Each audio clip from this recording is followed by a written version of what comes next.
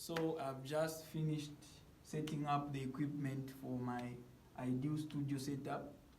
So I've already set up my speakers, my MIDI keyboard, the audio interface, and the microphone right there. So the next step, I'm just going to configure my audio interface. So I'll just open my DAW, my digital audio workstation, which is Reaper. Just a new project. Okay, so my DAW has just opened. So the first thing I have to do is go on options, then look for an option which says preferences. So I'll click on preferences. Alright, so here I'll just click on direct sound. Okay, I think the system has already recognized the audio interface I'm using. Just set it to 24 bits. The sample rate to 48,000 Hz. Then the buffer size, like at the moment the computer I'm using has a very small RAM, so 512 is just okay as a buffer size. Yeah, it's just okay. So the reason I've chose 24 bits is simply because this 24 bits enables my audio interface to capture a wider dynamic range.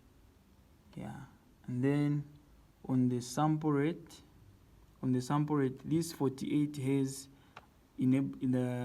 when I've selected this sample rate, it enables the audio interface to capture more information on the audio signal that is being inputted in the audio interface.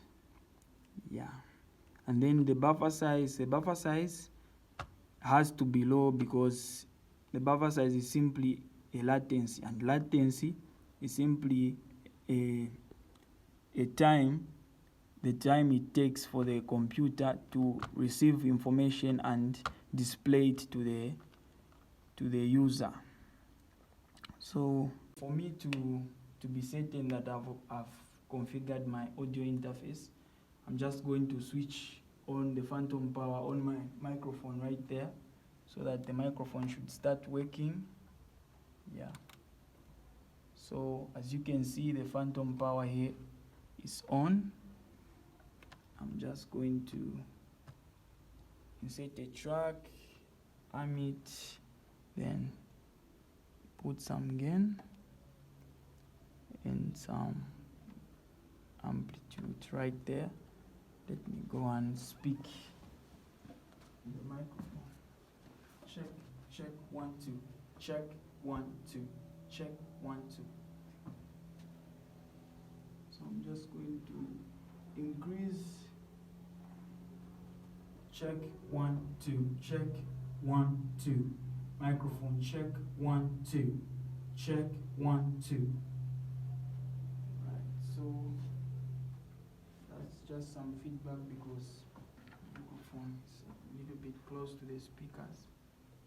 Yeah, so through that we can say that my audio interface has been configured. After checking that our audio interface is working, we go next to the MIDI keyboard. So on the MIDI keyboard, just use the same steps. We go on options, click on options for an option which says preferences, then it brings you directly. Okay, so on the MIDI inputs the MIDI keyboard I'm using is an Impact LX25. So I'll just check all the boxes right here. Okay, even in the MIDI outputs. So just enable Yes. Alright.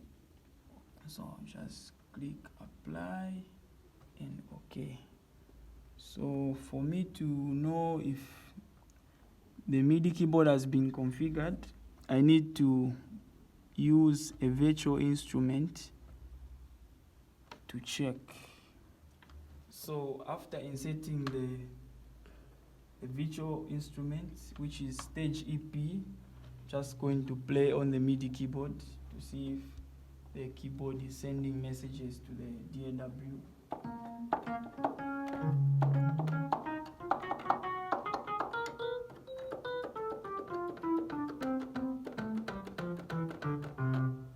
Okay, so this entails us that our setup is working. So the setup is ready for recording, for any live recording.